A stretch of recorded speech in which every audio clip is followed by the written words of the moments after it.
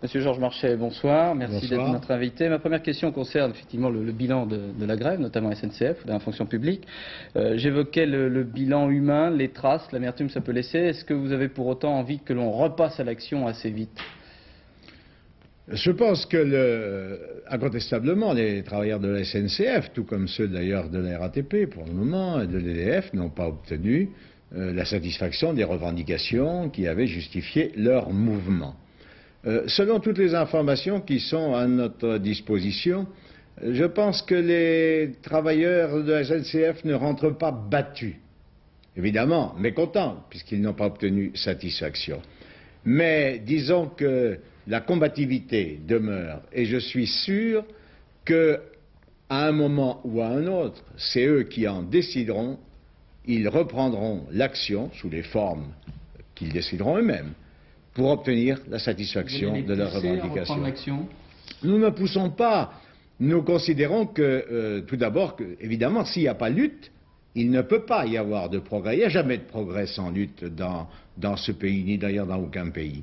Par conséquent, nous expliquons aux travailleurs que leurs revendications sont parfaitement justifiées. Et à ce point de vue, je veux m'élever contre le scandale que constituent les deux arguments essentiels qui ont été utilisés par Jacques Chirac et aussi par le président de la République. Le premier argument, c'est on dit aux cheminots, aux gaziers, aux gens de la RATP, y compris au personnel service public, on dit vous avez du travail, vous êtes des privilégiés, il y a beaucoup de chômage, par conséquent, ne revendiquez pas. Je dis qu'un tel comportement est indigne.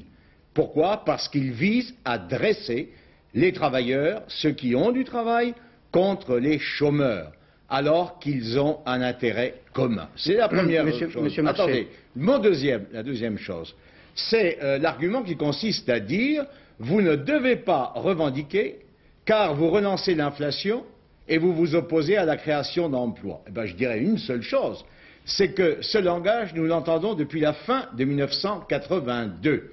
Et depuis la fin de un langage admis par tout le monde, un langage admis par tous les économistes. Vous avez raison, tenu par tout le monde, à la fois par le Premier ministre et par le Président de la République. Or, par tout le monde. La constatation que nous faisons, c'est que, en définitive, cela s'est traduit par la suppression de 500 000 emplois. Autrement dit, les deux arguments exposés par Jacques Chirac et soutenus par le Président de la République ne tiennent pas. Les revendications des travailleurs sont justifiées et elles peuvent être satisfaites. Monsieur Marchais, on le voit encore ce soir, le Parti communiste a voulu être en première ligne.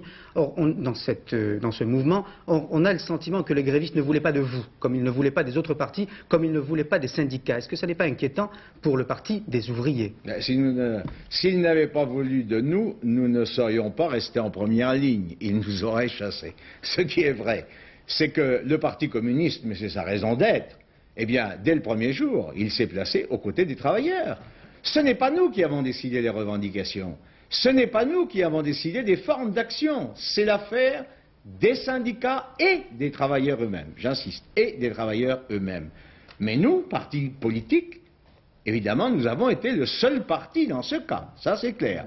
Eh bien, nous avons, je répète, expliqué, justifié devant la population les revendications qui étaient posées et montrer que leur satisfaction était de l'intérêt commun. Monsieur Marchais, vous avez peut-être pris connaissance d'un sondage que publiera demain l'événement du jeudi, qui dit qu'en gros que les Français admettent à 47% les revendications des salaires, mais ne sont pas du tout d'accord avec les moyens, c'est-à-dire avec les conséquences pour eux usagers. Vous comprenez cela?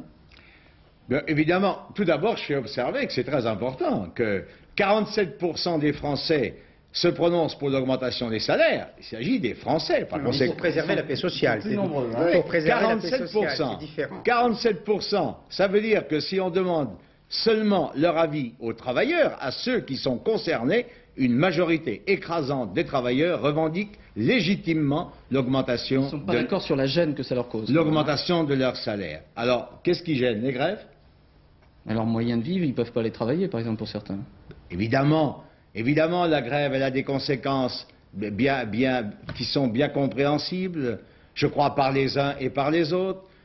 Mais si l'action des cheminots, si l'action des gaziers électriciens, de la RATP, des travailleurs de la RATP, était sans efficacité, Si elle n'avait pas de conséquences, elle ne servirait à rien. Qui est responsable donc? J'ai bien conscience que les usagers subissent les conséquences de la grève. Mais qui est responsable de la grève? Sinon le gouvernement et le patronat français, par la politique qu'ils mènent depuis des années et leur refus de négocier sérieusement. Vous ne croyez quand même pas que les travailleurs font la grève par plaisir? Non. Ils la font quand ils y sont contraints par la politique gouvernementale et patronale.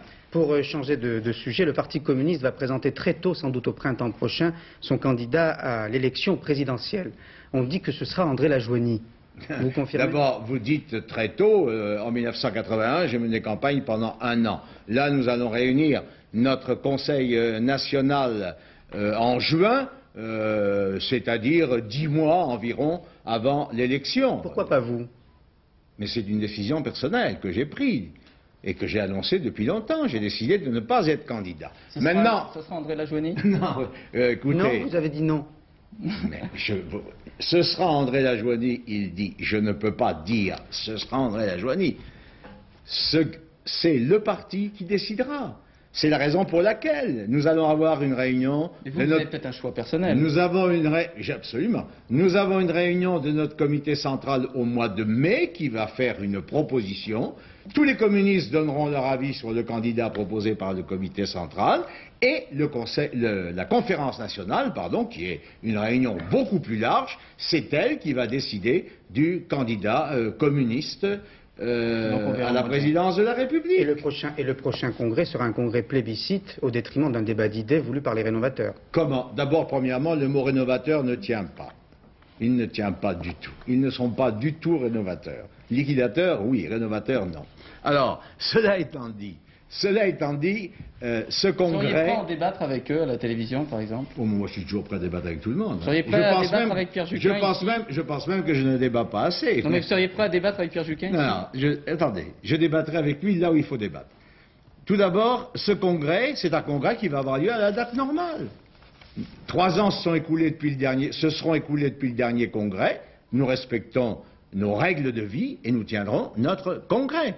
De plus, ce congrès, il va permettre quoi? Il va permettre à tous les communistes, je dis bien tous les communistes, et pas seulement à la direction, non, à tous les communistes, de discuter de la politique du parti et de discuter du programme sur lequel le candidat communiste ira à la bataille lors de l'élection présidentielle. Par conséquent, c'est à la fois la démocratie et l'efficacité pour que le candidat communiste réalise le meilleur score possible. Ça nous donnera l'occasion de vous réinviter ou peut-être d'inviter le candidat présidentiel du Parti communiste. Merci, Monsieur Marchais.